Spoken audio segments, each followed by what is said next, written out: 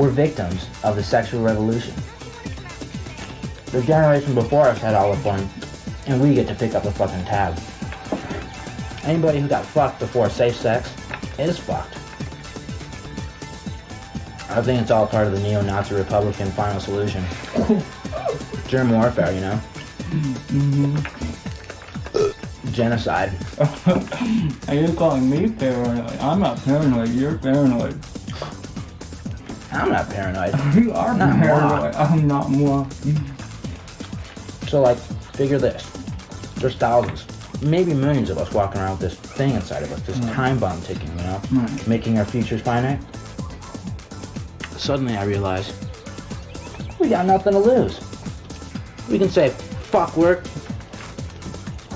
fuck the system, fuck everything. The term New Queer Cinema was coined by B. Ruby Rich in 1992. New Queer Cinema is characterized by low-budget, politically radical films featuring queer characters and themes created in the wake of the AIDS crisis. Rich states that New Queer Cinema owes its inception to the conjunction of four things: Reagan, AIDS, the invention of camcorders, and cheap rent. Queer theory, as an ideology, had begun to emerge at this time, and it seeks to distinguish itself from the fixed lesbian and gay identities that had come before it. As stated by Anne-Marie Jagos, the suspicion that normative models of identity will never suffice for the representational work demanded of them is strengthened by the influential postmodern understandings of identity, gender, sexuality, power, and resistance. These provide the context in which queer becomes an intelligible phenomenon. Between 1990 and 1992, there were more queer films being released than had ever come before. There was Swoon, Poison, Edward II, Paris is Burning, and The Living End, amongst others. These were films heavily focused on their gay, lesbian, and trans subjects and exemplified by their anti-Hollywood mode of production. The Living End is a film about two gay men, John and Luke, who are HIV positive.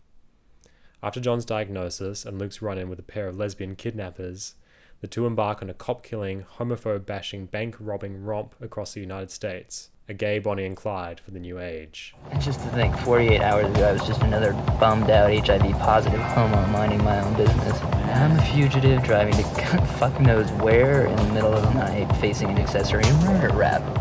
If there's a scene in The Living End that best expresses Araki's own anti-Hollywood mode, it's this. About a third of the way into the film, there is a scene where Luke is confronted by three homophobes. He is alone and cornered.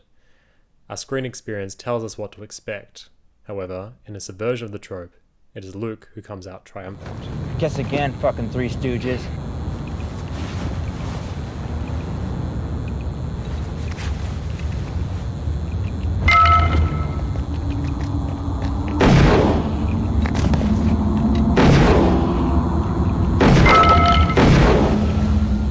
Not only does Araki defy audience expectations, but he also makes a more coded dig at his own indie film cohort.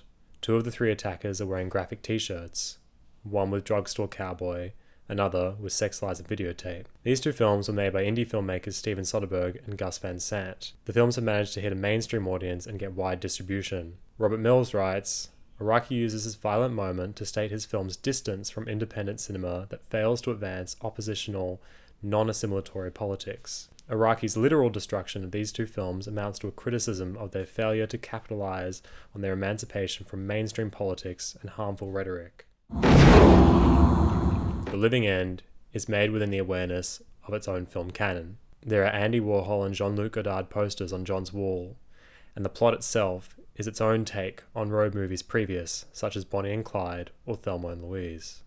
In the final scene, Araki takes the road movie trope and here again subverts it. What we, as screen-literate audiences, expect is what we've seen before: a shootout or a cliff jump, some kind of epic stunt to cap off our protagonist's outlawry. Instead, we are given anticlimax. Both characters have begun to fall ill. They collapse in each other's arms. The sound of the ocean, like a death rattle, cradles the scene. These men's lives are to end, not with a bang, but with a whimper, and yet their deaths will be far from passive. Their victimhood, this time, replaced by heroic action and gay revenge.